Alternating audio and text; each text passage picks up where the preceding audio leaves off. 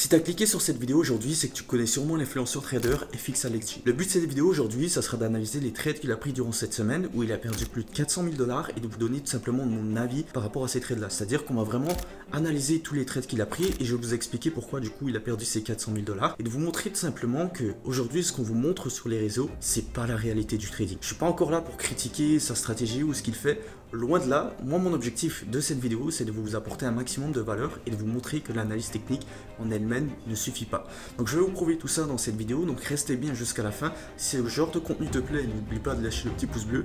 Et sans plus tarder, on est parti sur mon écran pour analyser tout ça. Dans cette vidéo les amis, on va analyser l'un des trades qui a fait perdre plus de 400 000 $ au trader le plus suivi au monde d'un point de vue anglophone, donc je parle bien de FXAlexJ. Comme vous le savez, si vous avez cliqué sur cette vidéo, c'est que vous connaissez sûrement cet influenceur trader. J'ai déjà fait une vidéo par rapport à sa stratégie, donc je ne vais pas donner mon avis par rapport à sa stratégie. Donc le but de cette vidéo d'aujourd'hui, c'est de vous prouver que ce qu'on vous montre sur les réseaux sociaux n'est pas aussi simple que ça. FXAlexJ a une stratégie qui est très simplifiée d'un point de vue technique, donc c'est-à-dire que n'importe qui lance un peu en trading, copie sa stratégie, peut l'apprendre très rapidement. Malheureusement, cet influenceur aujourd'hui n'utilise pas l'analyse fondamentale et il utilise uniquement l'analyse technique. C'est-à-dire que la semaine du 15 au 20 mars, c'était une semaine qui était ultra chargée en termes d'annonces économiques et lui, en soi, n'utilise pas vraiment le fondamental. Donc, ne porte pas vraiment attention à toutes les annonces ou tout ce qui englobe un peu la macroéconomie du marché. Et ça, encore une fois, ça se prouve sur les résultats directement. Donc, le but de cette vidéo sera d'analyser l'un de ces trades, donc sur Pound et USD, qui était pour moi le trade le plus incompréhensible possible, et de vous prouver que l'analyse technique en elle-même ne suffit pas. Donc, on va analyser son trade ensemble, on va regarder ensemble le trade qu'il a pris. Je vais vous expliquer pourquoi techniquement j'aurais jamais pris ce trade et pourquoi ça ne faisait aucun sens de sell le pound face au dollar australien. Encore une fois, ça sera une vidéo qui sera full plus-value où je vous donnerai énormément de valeur par rapport à ma vision du marché et surtout par rapport à la méthode que j'utilise. Donc sans plus tarder, on est parti, on va analyser tout ça. Donc son trade sur Pound et USD, il faut savoir que Alex, pour vous mettre un peu en contexte, il a démarré une nouvelle série un petit peu de vidéos ou un nouveau défi qui s'est donné où avec les profits qu'il allait générer, il allait s'acheter un jet. Enfin, on n'est pas là pour parler de tout ça, mais c'est pour vous mettre un contexte. Et du coup, ce qu'il a décidé de faire, c'est de créer un Telegram où il allait envoyer tous les trades qu'il prenait. Donc actuellement, son Telegram est gratuit par rapport à ses signaux parce qu'il n'a pas encore des résultats qui sont profitables. Et cette semaine, il a pris plusieurs trades. Donc on va parler du trade aujourd'hui Pound et USD parce que c'est pour moi le plus incompréhensible des trades. Donc on va analyser tout ça ensemble. Donc on peut voir qu'il a pris son trade le 19 mars et que sa confirmation un petit peu c'était selling at strong AOE. Donc c'est ce qui veut tout simplement dire de vendre à sa zone d'intérêt tout simplement. Donc ça c'est le trade qu'il a pris sur la zone des 2,05. On va aller sur TradingView directement pour pouvoir mieux analyser tout ça. Donc voilà, on est du coup sur TradingView sur Pound et USD. Donc j'ai tout simplement copié-collé le trade qu'il avait pris avec sa zone d'intérêt qu'il avait placée. Donc on peut voir que Alex a une stratégie qui est basée encore une fois sur le price action, sur l'analyse de tendance et sur le fait de pouvoir acheter ou vendre sur des zones d'intérêt.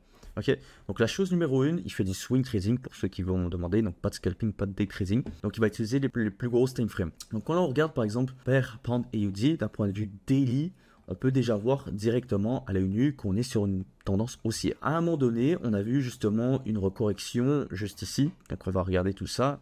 Hop, hop, hop, hop, avec un nouveau point bas qui a été créé par rapport à ici. Et du coup, lui, son idée, c'était de vendre sur cette zone un petit peu de résistance jusqu'au prochain niveau, ici, les 2,03. Ok. Donc, d'un point de vue daily, ça peut sembler une bonne idée. Maintenant, quand tu regardes les chandeliers comme ça, daily, ce qui est pour moi le time frame daily, c'est le plus important quand je fais du swing. Ça donne vraiment une indication sur où potentiellement le prix peut continuer d'aller. On peut voir que lors de sa prise de position, la journée c'était le jeudi 20 mars, on peut voir qu'il y a eu énormément de volatilité. Et ce n'est pas dû au hasard, ce n'est pas dû à des confirmations techniques ou quoi que ce soit. Non, c'est dû à un contexte macroéconomique et ça on va le voir un petit peu plus tard dans la vidéo. Là on va se consacrer juste sur l'analyse technique. Donc d'un point de vue daily, tu vois pas vraiment de forme de rejection qui te dit qu'on a un retour des vendeurs sur la paire et que potentiellement ça serait intéressant de vendre. Si l'on descend maintenant sur le H4, pareil, on a cette zone OK d'intérêt des 2,052 qui pourrait être potentiellement intéressante pour sell, mais encore une fois, il te faut une confirmation d'un point de vue technique qui te dit que les vendeurs sont revenus tout simplement sur le marché et que là, ça serait potentiellement un bon timing pour rentrer. Quand on examine comme ça le H4, on peut voir qu'effectivement, on a un nouveau point bas qui est créé ici. Et là, on a une mini structure H4 qui est en train de se créer. À ce moment-là, on voit des formes de réjection avec ce chandelier ici qui rejette un petit peu ta zone des 2,052. Mais à aucun moment, moi, j'aurais pris ce trade à ce moment-là. Pourquoi? Parce que pour moi, quand tu vois cette structure H4, tu ne vois pas un retour des vendeurs. Oui, tu as un chandelier, mais en soi, pour moi, ce qui aurait été vraiment plus safe, c'était une structure baissière H4, c'est-à-dire qu'on va créer un nouveau point bas par rapport ici au dernier high low, et ensuite on a la recorrection pour potentiellement sell. Là, à aucun moment, on voit vraiment une confirmation claire de retour de vendeur, à part ce chandelier-là en H4. Donc si l'on regarde, on voit tout simplement, hop, qu'on vient tout simplement créer un nouveau high low et qu'on vient créer un nouveau point haut tout simplement. Et ça, encore une fois, c'est pas dû au hasard, c'est dû réellement à des annonces économiques qui ont fait en sorte que le pound a tout simplement continué sa hausse. Maintenant, si on descend encore une fois sur le H2, pareil, tu n'as aucune confirmation technique qui te donne envie de sell. La structure est toujours haussière sur le H2. Donc encore une fois, faut rester patient. Et si l'on regarde encore une fois, pareil, le H1, aucune confirmation, encore une fois, où on voit un retour des vendeurs sur la paire. Comme je vous le dis, personnellement, j'aurais attendu qu'un nouveau point bas soit créé, par exemple ici, un retest pour potentiellement continuer de sell. Et là, je vous parle juste d'un point de vue technique. Je ne vous ai même pas parlé, encore une fois, du point de vue fondamental. Donc, en termes de confirmation technique, ce que Alex avait, c'était sa zone d'intérêt et puis la rejection à H2, juste ici, où on a une confirmation, oui, technique, ce chandelier qui englobe le dernier, et là, tu as ton point d'entrée. Mais c'est très très faible, encore une fois, en termes de confirmation technique. Il en faudrait bien plus, et bien évidemment, il faudrait une idée fondamentale sur cette opportunité-là, parce que pour moi, ça faisait aucun sens de sell le pound, surtout cette journée-là du 20 mars. Donc on va retourner sur notre petit, où on va regarder ensemble, du coup, pourquoi son trade a été perdant. Donc encore une fois, c'est dû bien évidemment au fondamental. Deux points fondamentaux qui étaient hyper importants, qui a fait en sorte justement que tu n'aurais jamais dû prendre cette position ce jour-là. Déjà de 1, tu avais le rapport de l'emploi à l'ouverture de la session de Londres et tu avais la réunion de la Bank of England le 20 mars aussi. Donc, en une journée, tu avais deux datas économiques qui étaient ultra importantes, ultra déterminantes pour la direction du pound. Et encore une fois, Alex n'a pas pris ça en compte, donc c'est dommage. On va analyser la première data qui est simplement le rapport de l'emploi. Donc c'est une data qui est très surveillée encore une fois par les banques centrales. Donc si l'on voit par exemple un marché du travail qui est robuste tout simplement, forcément ça va être bénéfique pour l'évolution du pound. C'est-à-dire qu'on va voir le pound tout simplement continuer à la hausse. Si on regarde le salaire moyen bonus compris, on peut voir qu'on a une légère diminution effectivement par rapport au mois de janvier. Donc on est à 6,1%, on a diminué à 5,8%, donc le salaire moyen bonus a tout simplement diminué par rapport au mois de janvier. Donc ça forcément c'est négatif pour le pound. Pourquoi ? Parce que tout simplement le salaire est moins élevé, les gens vont avoir moins d'argent dans leur poche, donc moins d'argent à dépenser, donc forcément c'est négatif pour le pound. L'évolution du nombre de demandeurs d'emploi, donc on peut voir que effectivement là il y a plus de personnes qui ont demandé à trouver tout simplement un emploi par rapport au mois de février, on était à 2800. On prévoyait une légère hausse à 7900 et on voit tout simplement que là il y a 44 000 nouvelles personnes qui ont demandé à trouver du travail. Donc ça dit tout simplement que le marché du travail actuellement est robuste, qu'il y a plus de gens qui sont à la recherche d'emploi et qui ont envie de travailler. Encore une fois, ça c'est bon pour l'économie parce que tout simplement il y aura plus de personnes qui seront sur le marché du travail et donc plus de personnes qui auront les moyens de dépenser. Pareil ici, si on regarde l'évolution de l'emploi d'un point de vue trimestriel, sur 3 mois, on peut voir qu'on était à 107 000 pour le mois de janvier. On prévoit une légère baisse à 95, on est sorti à 144. Donc ça, encore une fois, ça nous prouve que le marché du travail anglais est encore une fois robuste et que forcément, ça sera positif pour la monnaie de la livre sterling. Maintenant, le deuxième point important, c'était la réunion vraiment de la BOE le 20 mars 2025. Donc ça, c'est tout simplement un extrait, donc un résumé que j'avais fait dans le groupe privé, donc avec les personnes que j'accompagne. Si jamais ça t'intéresse d'intégrer encore une fois ce groupe et d'avoir des rapports comme ça quotidien par rapport à ce qui se passe au niveau de l'économie, tu pourras regarder dans la description de cette vidéo, ce sera le 3e lien où tu pourras rejoindre le groupe privé si jamais tu veux améliorer ta compétence fondamentale et vraiment comprendre ce qui se passe sur le marché. Donc, la Banque d'Angleterre maintient ses taux, la livre sterling se renforce temporairement. Donc, pourquoi cette décision? J'ai tout simplement expliqué, donc, suite à la réunion, que l'inflation reste un risque, bien qu'elle ait diminué par rapport au sommet 2024. Les salaires restent élevés, une augmentation des gains moyens hors prime 5,9% sur 3 mois, donc ce qu'on a vu juste avant. 144 000 créations d'emplois qui sont créées au dernier trimestre, bien au-dessus des 107 000 qui étaient prévus. Et tout simplement, les prévisions de croissance du PIB pour le trimestre de 2025 passant de 0,1 à 0,25. Donc tous ces facteurs-là font en sorte que, effectivement, ça donne moins envie à la Bank of England de simplement réduire ses taux plus rapidement. Ok, donc ça, tu as le premier point. Ce qui a été dit du coup par Bailey, qui est simplement le président de la Bank of England, une approche progressive et prudente pour supprimer la restriction de la politique reste appropriée. Les taux d'intérêt sont une trajectoire progressivement en baisse, mais pas de calendrier précis pour les premières réductions. Donc encore une fois, on n'a aucune idée de quand est-ce que la Banque centrale anglaise va commencer à diminuer ses taux. Donc ça, encore une fois, ça reste de l'incertitude. Et surtout, ça fait en sorte que la BOE va être plus prudente et n'est pas pressée en soi de diminuer ses taux. Ce qui fait en sorte que, effectivement, sur l'instant présent, la livre sterling va prendre de la valeur. Beaucoup d'incertitudes économiques en ce moment, notamment en raison des tensions géopolitiques et commerciales. Là, j'ai le petit truc, donc on ne peut pas voir. Mais ça fait en sorte, encore une fois, que effectivement, la Bank of England est un peu plus réticente actuellement et que du coup, qu'elle aura moins envie du coup de diminuer ses taux plus rapidement parce qu'il y a encore une fois beaucoup d'incertitudes sur le marché actuellement.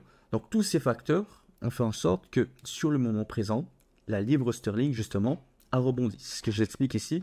La livre sterling a initialement rebondi après la décision en raison du maintien des taux et d'une guidance prudente sur l'assouplissement monétaire. Donc ce que je viens de vous dire actuellement. Ce qui a été aussi déterminant par rapport à cette réunion, c'est qu'on prévoyait à la base 2 personnes qui votent tout simplement pour une baisse de 25 points de base. Il y a uniquement un membre qui a voté pour une baisse de taux. Donc encore une fois, il y a un des 2 membres qui s'est simplement rallié du côté à ce qu'on garde les taux plus haut, plus longtemps. Donc ça aussi, ça l'a joué sur le fait que la livre sterling, tout simplement, prenne de la valeur, puisqu'encore une fois, la BOE n'est pas pressée de baisser ses taux. On n'a aucune indication claire sur la suite de l'économie anglaise concernant leur baisse de taux. Donc ça, encore une fois, sur le moment présent, on a vu tout simplement une livre sterling prendre de la valeur. Donc voilà les facteurs qui ont fait en sorte que, effectivement, on a vu sur Pound et AUD cette hausse-là, et qu'à aucun moment pour moi, ça faisait sens de pouvoir sell le pound face au dollar australien. Encore une fois, je ne vais pas m'étaler sur aussi les datas, je pense, australiennes. C'est juste attarder d'un point de vue déjà sur la livre sterling, que ce n'était pas forcément une bonne idée de vouloir sell la livre sterling à ce moment-là, surtout pas lors de cette journée où tu as justement des datas qui sont très importantes, l'approche de la réunion, etc. Durant ces journées-là, tu ne vas pas prendre de risques sur le marché parce que tu n'as pas d'indication avant que la réunion soit terminée sur comment le marché va réagir suite à cette réunion-là. C'est pour ça que je dis toujours, attendez la fin de la réunion, attendez justement qu'on ait plus d'informations sur ce qui a été dit lors de la réunion. Et là, on aura un biais un peu plus clair si c'est positif pour, par exemple, la monnaie ou si c'est négatif au contraire. Donc, l'analyse technique ne suffit pas. Les mouvements du marché ne respectent pas les AOI, comme Alex dit, ou les zones de support résistance automatiquement. C'est pas parce que tu identifies les zones de support ou de résistance sur le marché que automatiquement le prix va respecter cette zone-là. Le marché est drivé par des annonces économiques et d'autres facteurs macroéconomiques. Donc comme on l'a vu, on a vu un rapport de l'emploi qui reste encore une fois robuste, qui a été mentionné par la BOE. On voit que l'inflation du côté anglais, même s'il y a une amélioration, reste tout de même élevée. Donc encore une fois, ça fait en sorte que ça donne moins envie à la banque anglaise de diminuer leur taux plus rapidement. Et sans comprendre du coup le contexte et la réaction du marché suite à une annonce économique ou facteur macroéconomique, tu traites sans comprendre ce que tu fais, ce qui est égal à de la pure chance. Donc à ce moment-là, Alex aurait pu prendre par exemple un trade à l'achat sur le pound face à une autre devise et prendre un bon trade, mais il n'aurait eu aucune idée de pourquoi est-ce que le pound aurait pris de la valeur face à l'autre devise. C'est pour ça que je vous dis toujours que l'analyse fondamentale est primordiale si vous tradez le marché du forex. Si tu n'as aucune idée de pourquoi il y a certains mouvements sur le marché, tu trades complètement à l'aveugle et les trades que tu vas prendre, que ce soit négatif ou positif, ça sera de la pure chance parce que tu n'as aucune idée de pourquoi le marché est allé dans un sens ou dans un autre. Donc c'est pour ça que être à jour de ce qui se passe fondamentalement parlant tous les jours, c'est quelque chose qui est primordial si vous tradez le marché du Forex. Maintenant, tu viens de comprendre ça. Tu as deux choix. Soit tu continues de croire des fausses réalités et tu continues cette année, c'est-à-dire que tu vas croire, encore une fois, à des influenceurs traders qui vont te dire « Ah, l'analyse technique suffit et tu vas pouvoir être profitable grâce à certains patterns, je ne sais pas moi, techniques, à des zones de support, de résistance, il y a des confirmations techniques. » Ou soit tu décides de mettre en place une vraie méthode de trading qui va te permettre de comprendre beaucoup plus le contexte du marché et te permettre de trouver les meilleures opportunités avec une réelle idée. Parce qu'encore une fois, la méthode que moi j'ai mis en place, c'est en premier lieu d'avoir vraiment une idée sur ce qui t'intéresse d'acheter, de vendre, de pouvoir interpréter cette idée-là et de pouvoir l'exécuter par la suite. Pour exécuter ta position, tu vas utiliser bien évidemment l'analyse technique et après tu as tout ce qui suit derrière, tout ce qui est gestion de trade par rapport encore une fois à l'évolution du marché. Le marché évolue constamment, que ce soit par rapport à des annonces économiques, par rapport à des conflits géopolitiques, des conflits commerciaux, etc. Et si tu n'es pas à jour par rapport à tout ça, ça va être très difficile pour toi de pouvoir comprendre un petit peu ce qui se passe sur le marché.